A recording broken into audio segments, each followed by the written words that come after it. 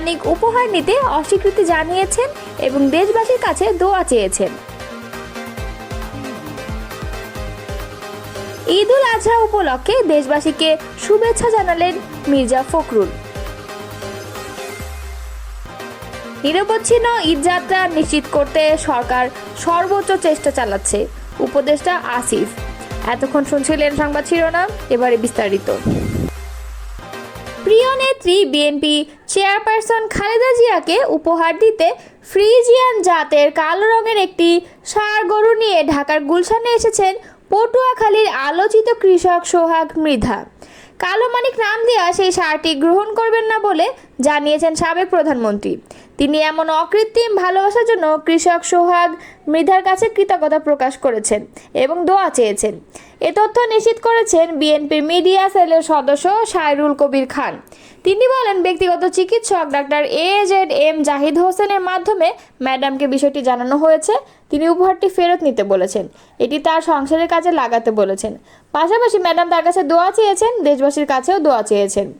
কালো মানিককে নিয়ে বৃহস্পতিবার সকাল 10টার দিকে মির্জাগঞ্জ উপজেলার সুবদখালী বাজার থেকে সুসজ্জিত গাড়িবহর সহ ঢাকার উদ্দেশ্যে যাত্রা করেন সোহাগ। কালো মানিক নামের গরুটি উপহার হিসেবে নেবেন না বিএনপি চেয়ারপারসন খালেদা জিয়া। পবিত্র ঈদ উল আজহা উপলক্ষে তাকে এটি উপহার দিতে চেয়েছিলেন পটুয়াখালীর এক কৃষক। ফ্রিজিয়ান জাতের ষাঁড়টির ওজন প্রায় 35 মণ, বাজারে যার দাম উঠেছিল প্রায় 10 লাখ টাকা। কৃষক সোহাগ মৃধা বিএনপির কর্মী, 6 বছর ধরে লালন করছেন ষাঁড়টি। কুচকুচে কালো রঙের ষাঁড়টিকে তার পরিবারের সদস্যরা কালো মানিক বলে ডাকেন। গুলশানের পথে রওনা হওয়ার আগে সোহাগ মৃধা বলেন, কালো মানিককে আমি নিজের সন্তানের মতো করে বড় করেছি। এটিকে আমি নিজেই ঢাকায় নিয়ে গিয়ে খালেদা জিয়ার হাতে উপহার হিসেবে তুলে দিতে চাই। আমি শুধু চাই আমার নেত্রী যাতে উপহারটি গ্রহণ করে, আর এতেই আমি খুশি। আমরাগাছিয়া ইউনিয়ন বিএনপি সভাপতি রফিকুল ইসলাম বলেন, সোহাগ আমার ভাতিজা। এই গরুটি ওর পরিবারের শেষ সম্বল। গরুটিকে সে আমাদের নেত্রীর জন্য উপহার হিসেবে নিয়ে যাচ্ছেন। এটি একজন কর্মীর আবেগের বহিঃপ্রকাশ। তাকে অনেকবার বোঝানোর পরও সে কিছুতেই বুঝতে চাচ্ছে না।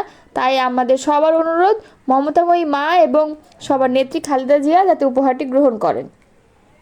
2018 সালের শেষের দিকে 1,37,000 টাকায় একটি গাভী কিনেন সোহাগ। সপ্তাহ না যেতেই গাভী জন্ম দেয় একটি বাছুরের। সেই বাছুরই আজকের কালো মানিক। দীর্ঘ 6 বছরের নিবিড় পরিচর্যায় নিজ বাড়িতেই বড় করেছেন তিনি এই দৃষ্টিনন্দন ষাঁড়টি। পবিত্র ঈদ উল আজহা উপলক্ষে বাংলাদেশ সহ মুসলিম বিশ্বের সবাইকে আন্তরিক শুভেচ্ছা ও মোবারকবাদ জানিয়েছেন বিএনপির মহাসচিব মির্জা ফখরুল ইসলাম আলমগীর।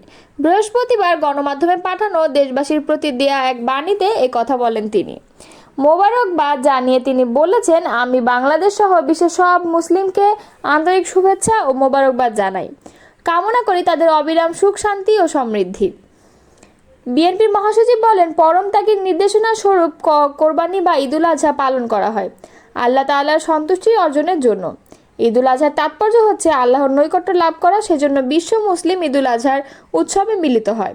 মনের অশুভ অন্ধকার দূর করে সহজ সরল অনাড়ম্বর জীবনযাপনের মাধ্যমে স্রষ্টার সন্তুষ্টি অর্জনের মূল শিক্ষার উৎসই হচ্ছে পশু কোরবানি। তিনি কোরবানির শিক্ষা স্মরণীয় করে বলেন, কোরবানির মহিমান্বিত শিক্ষায় উদ্বুদ্ধ হয়ে আল্লাহর কাছে নিজেকে সমর্পণ করা এবং মানব কল্যাণে নিজেকে উৎসর্গ করাই আমাদের লক্ষ্য হওয়া উচিত।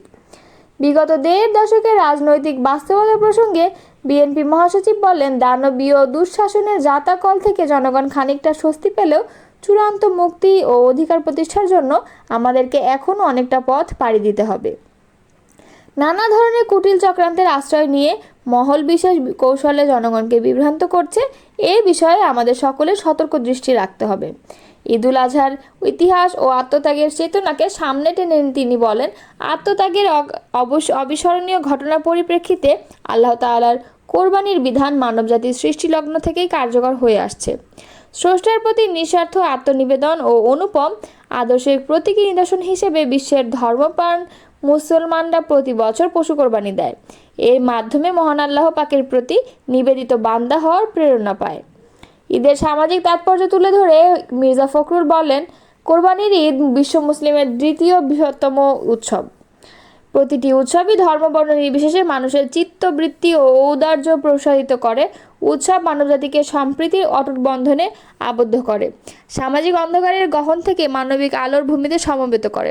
সবশেষে তিনি সবার প্রতি আহ্বান জানান, ত্যাগের মহিমায় সব স্বার্থপরতা পরিহার করে মানব কল্যাণ এবং সমাজের শান্তি, ন্যায়, সুবিচার ও সৌহার্দ্য প্রতিষ্ঠায় আমাদেরকে সচেষ্ট হতে হবে।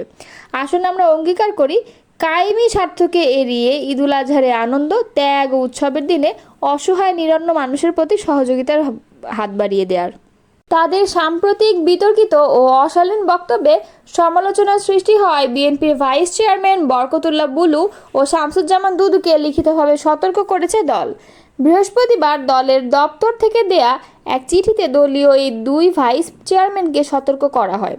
চিঠিটি তাদের কাছে পৌঁছানো হয়েছে বলে দল সূত্রে জানা গেছে। আরও জানায়, এই দুই নেতার সাম্প্রতিক কিছু বক্তব্যে বিএনপি বিব্রত। চিঠিতে তাদের দলীয় অবস্থান ও দৃষ্টিভঙ্গির বাইরে সভা, সেমিনার কোনো ধরনের বক্তব্য না দেওয়ার জন্য সতর্ক করা হয়। গত 20 মে জাতীয় নাগরিক পার্টির নেতা হাসনাত আবদুল্লাহকে ইঙ্গিত করে শামসুজ্জামান দুদু এক অনুষ্ঠানে বলেন, বিএনপি নেতারা যদি একত্রে প্রস্রাব করে দেয় তাহলে এই প্রস্রাবের তোড়ে ভেসে গিয়ে বঙ্গোপসাগরে পড়বা। এই বক্তব্যকে ঘিরে সামাজিক যোগাযোগ মাধ্যমে ব্যাপক সমালোচনা শুরু হয়। সমাজ মাধ্যমে ব্যাপক ট্রলের শিকার হন বিএনপি ও দুদু। এর আগে গত 25 ফেব্রুয়ারি বিকালে কুমিল্লা টাউন হল মাঠে কুমিল্লা মহানগর বিএনপির দ্বিবার্ষিক সম্মেলনের উদ্বোধকের বক্তব্যে বুলু বলেন, শহীদ জিয়ার উত্তরসূরি হচ্ছেন তারেক রহমান, তার নামটি উচ্চারণ করতে হলে অজু করবেন।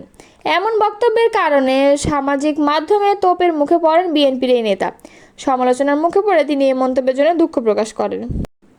ঈদুল আজহার ঘরমুখো মানুষের ঈদযাত্রা নির্বিঘ্ন করতে সরকার সচেষ্ট রয়েছে বলে জানিয়েছেন স্থানীয় সরকার, পল্লী উন্নয়ন ও সমবায় মন্ত্রণালয় উপদেষ্টা আসিফ মাহমুদ সজীব ভুঁইয়া। শুক্রবার সকালে মহাখালী বাস টার্মিনাল পরিদর্শন শেষে তিনি এই কথা বলেন। পরিদর্শনে আরও উপস্থিত ছিলেন ডিএনসিসি প্রশাসক মোহাম্মদ এজাজ। পরিদর্শন শেষে প্রশাসক জানান, ভোর থেকে যাত্রী ভোগান্তি প্রশমনের লক্ষ্যে ডিএনসিসির ভ্রাম্যমাণ আদালত মহাখালী বাস টার্মিনালে অভিযান পরিচালনা করছে। এ সময় নির্বাহী ম্যাজিস্ট্রেট মোহাম্মদ শহীদুল ইসলামের নেতৃত্বে বেশি ভাড়া আদায়ের অভিযোগে কয়েকটি বাস কাউন্টারে অভিযান পরিচালনা করে ভ্রাম্যমাণ আদালত। বেশি ভাড়া আদায়ের জন্য লাবি বা ক্লাসিক পরিবহন কাউন্টারে অভিযান পরিচালনা করে সড়ক পরিবহনের আইনের 80 ধারা অনুযায়ী 5,000 টাকা জরিমানা আদায় করা হয়। পরিদর্শনকালে স্থানীয় সরকার বিভাগের সচিব রেজাউল মাকসুদ জাহেদি এবং ডিএনসিসির প্রধান নির্বাহী মোহাম্মদ আসাদুজ্জামান উপস্থিত ছিলেন।